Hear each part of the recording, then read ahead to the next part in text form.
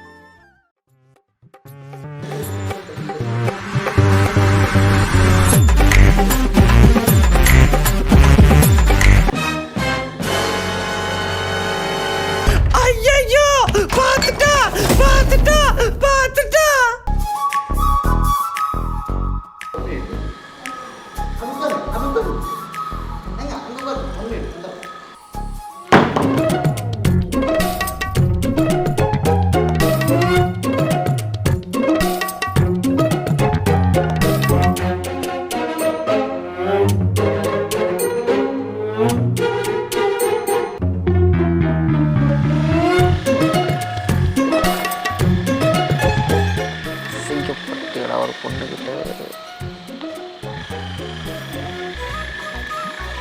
Hi. ஏங்க சிரிக்கிறீங்க இப்போ?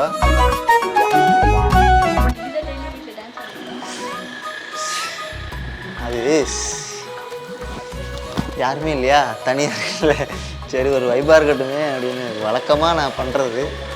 அந்த நேரத்தில் நான் வர திடீர்னு நீங்கள் என்று அதை கதவு லாக்கில் இல்லை,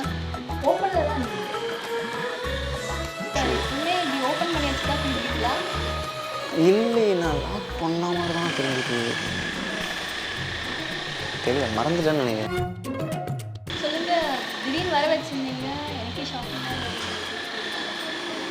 ஆமாம்ல, நான் உங்களை வர சொல்லியிருந்தேன்ல.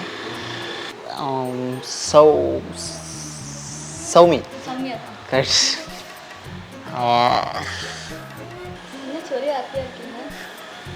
இல்லை நேற்று நீங்கள் பேசிட்டு போனீங்க இல்லையா, அதுக்கப்புறம் நான் யோசித்தேன், ஒரு பொண்ணே அவங்க லைஃப்பில் இவ்வளோ பெரிய இன்சிடென்ட் நடந்துருது, பட் அதையெல்லாம் அவங்க அவாய்ட் பண்ணிட்டு அடுத்த கட்டத்துக்கு அவங்க நோக்கி போகிறாங்க. நம்ம ஏன் போகக்கூடாது அப்படின்னு கரெக்ட் சொன்னீங்கள்ல. அதுக்கப்புறம் நான் ஒன்று யோசித்தேங்க, நீங்கள் சொன்னது தாங்க சரி. நமக்கு ஒருத்தவங்க நம்ம லைஃப்பை விட்டு போயிட்டாங்கன்னா நமக்கு இன்னொரு லைஃப் இருக்குது. ஆனால் என்னோடய கேரக்டர் நான் உங்களுக்கு சொன்னேன் பார்த்தீங்களா, என்னால் அதை மாற்றிக்க முடியல அப்படின்னு. எனக்கு யாருமே இது வரையும் ஒரு கேர்ள்ஸ் ஃப்ரெண்ட்ஸு என் லைஃப்பில் யாருமே கிடையாது. நான் யார்கிட்டையும் பேசிக்க மாட்டேன். என்னோடய ஃபீலிங்ஸ் எதுவுமே, என்னோடய ஹாப்பினஸ், என்னோடய ஃபீலிங்ஸ் நான் எதுவுமே யாருக்கிட்டையுமே நான் ஷேர் பண்ணிக்க மாட்டேன். அது எனக்குள்ளேயே நான் வச்சு ஓகே நம்ம ப்ராப்ளத்தை நம்ம தான் சால்வ் பண்ணணும் அப்படிங்கிற ஒரு மைண்ட் செட்டில் தான் நான் எப்போதுமே இருப்பேன். நான் அப்படி தான். தினமும் என் லைஃப்பில் என்ன நடக்குதுன்னு எனக்கு மட்டும்தான் தெரியும். எனக்கு பாய்ஸ் ஃப்ரெண்ட்ஸ்லாம் இருக்காங்க. அவங்களாம் வந்து நிறைய டைம் நிறைய இதில் சின்ன சின்ன விஷயத்தெல்லாம் கோச்சிக்கிட்டு நம்மள்ட்ட பேசாமல் போவோம். அப்போ கூட போயிட்டு எனக்கு அது கூட ஒரு பெரிய ஃபீலாக தெரியாது. ஏன்னா ஒரு சில பசங்களாம் ஃப்ரெண்ட்ஸ்னால் ஒருத்தன் பண்ணிட்டா அவங்க கோச்சிக்கிட்டாங்கன்னா அவனுக்கு ரொம்ப ஒரு ஃபீலிங்ஸ் இருக்கும், பேசப்போ ட்ரை பண்ணுவாங்க, அவன் பேசுறது. பட் எனக்கு அந்த மாதிரி எனக்கு தோணுதே இல்லை. நான் அப்படி ஒரு கேரக்டர் நான். யார் கோச்சிக்கிட்டாலும் சரி, திட்டினாலும் சரி, அசிங்கப்படுத்தினாலும் சரி, ஏன் பண்ணுறியா பண்ணிட்டு போ. நான் இப்படி தான், நான் பாட்டுக்கு சைலண்ட்டாக அப்படி வந்தேன்னா, அப்படியே வீட்டில் உட்காந்துனா, அப்படியே தூங்கினா, அப்படி தான் என் லைஃப் போயிட்டு இருந்துச்சு. பட் நீங்கள் சொன்ன பிறகு நான் யோசித்தேன். நான் ஃபீலிங்ஸில் இருக்கும்போது, எனக்கு ஒரு பிரேக்கப் ஆகும்போது, என் கூட உள்ள ஃப்ரெண்ட்ஸே வந்து எனக்கு ஆறுதல் சொல்லலை. அதிகமாக பாசம் வச்ச ஒருத்தவங்க அவங்களே நம்மளை சில டைமில் புரிஞ்சிக்காமல் இருக்கும்போது ரொம்ப கஷ்டமாக இருக்குது. அதை சொல்ல வார்த்தையே இல்லை. அப்போ வந்து நான் எனக்குள்ளே ஒரு நீங்கள் ரொம்ப ஹாப்பினஸில் போயிட்டுருக்கீங்க. இப்போ எதுக்கு நான் வர சொன்னீங்க? அதை தான் நான் இப்போது சொல்ல வரேன் உங்கள்கிட்ட. இப்போ நீங்கள் எனக்கு ப்ரப்போஸ் பண்ணீங்க, எனக்குள்ள ஒரு பயம் இருந்தது, திரும்ப ஏதாவது ப்ராப்ளம். நான் உங்கள்கிட்ட ஒன்று கேட்கவா? கேளுங்க.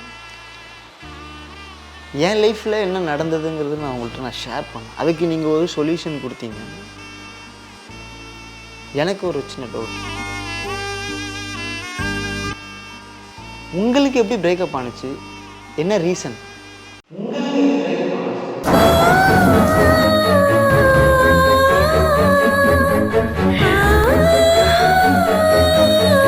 சௌமி, ஏய் சௌமியா, சாரி சாரி சாரி, நான் தப்பாக எதாவது கேட்டால் வேணாம். ஓகே, நீ சொல்ல வேணாம். இல்லை, அது மட்டும் ஸ்கிப் பண்ணிக்கலாம். Okay okay okay okay. முடிஞ்சதை பத்தி பேசி ஒரு பிரயோஜனமும் இல்லை மணி. நீங்கள் ஓகே, ஆர் யூ ஓகே?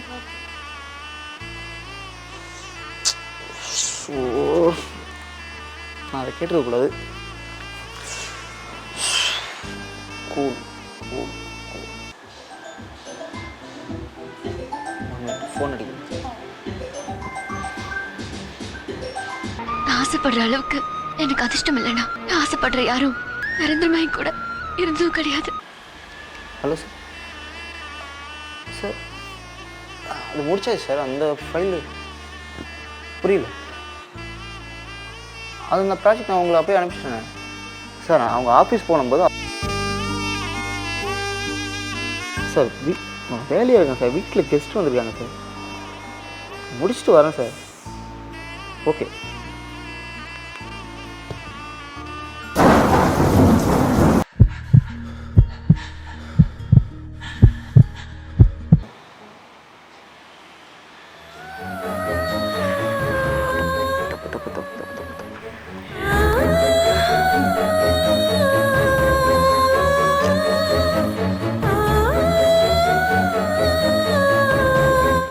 நான் கிளம்பவா?